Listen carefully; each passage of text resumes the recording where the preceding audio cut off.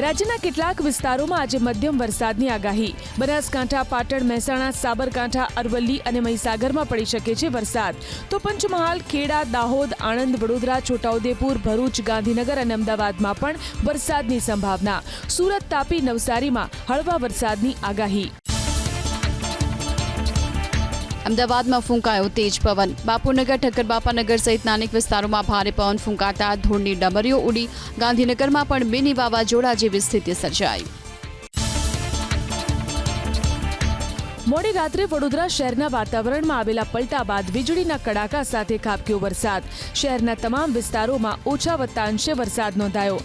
ભારે પવનને કારણે લાલબાગ પાસે વૃક્ષ ધરાશાયી થયું તો કેટલાક વિસ્તારોમાં વીજળી ડૂલ થતા અંધારપટ છવાયો. ભારે ઉકળાટ બાદ વડોદરાના સાવલીમાં વરસ્યો ઝમાઝમ વરસાદ. વીજળીના કડાકા અને ભારે પવન સાથે વરસાદનું થયું આગમન. સાવલીના નસુંદરા, કુનપાડ, ટુંડાવ, પાલડી, લામડાપુરા, અંજેસર, નમીસરા સહિતના ગામોમાં છવાયું વરસાદી વાતાવરણ. ધોધમાર વરસાદ વરસ્યો આણંદમાં. વડોદરા અને આણંદ વચ્ચે ગાજવીજ સાથે વરસાદ તૂટી પડ્યો. વાસદ, મોગરી, વઘાસી સહિતના ગ્રામ્ય વિસ્તારમાં વરસાદી માહોલ છવાયો. ભારે વરસાદ વાહન ચાલકો માટે વિલન સાબિત થયો. મહેસાણાના ધરોઈ ડેમ વિસ્તારમાં આવેલા વાવાઝોડાએ સર્જી તબાહી. ટેન્ટ સિટીમાં બનાવેલા ટેન્ટ ઉડી ગયા. મિની વાવાઝોડાને કારણે પર્યટકોમાં મચી નાસભાગ. લોકોને સલામત સ્થળે ખસેડવામાં આવ્યા.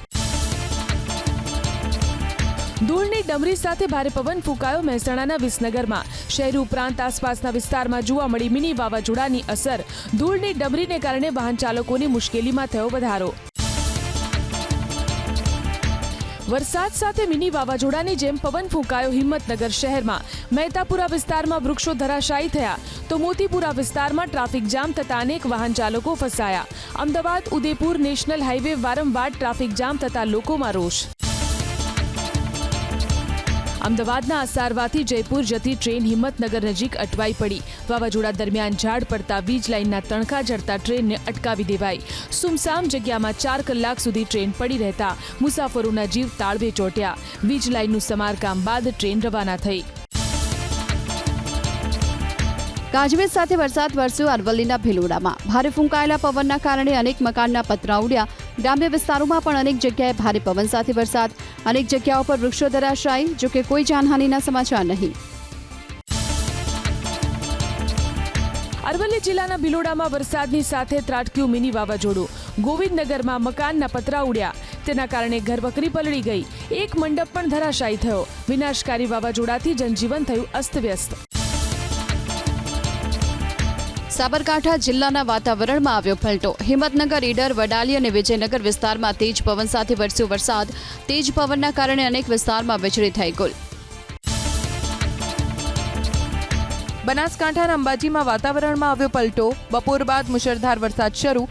અનેક જગ્યાએ ભરાયા વરસાદી પાણી. જો કે લોકોને ગરમીથી મળી આંશિક રાહત.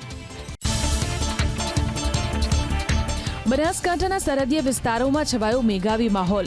ધાનેરા પંથકમાં ભારે પવન સાથે વરસેલા વરસાદથી જનજીવન થયું પ્રભાવિત.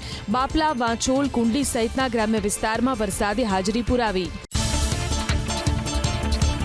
છૂટો છવાયો વરસાદ વરસ્યો મહીસાગર જિલ્લામાં. લુણાવાડા અને વીરપુર શહેરમાં ખાબક્યો વરસાદ. તેજ પવન અને ગાજવીજ સાથે ગ્રામ્ય વિસ્તારમાં પણ મેઘરાજાએ હાજરી પુરાવી. વરસાદી માહોલ વચ્ચે અમુક સ્થળોએ વીજળી ડૂલ થતા લોકોને હાલાકી વધી.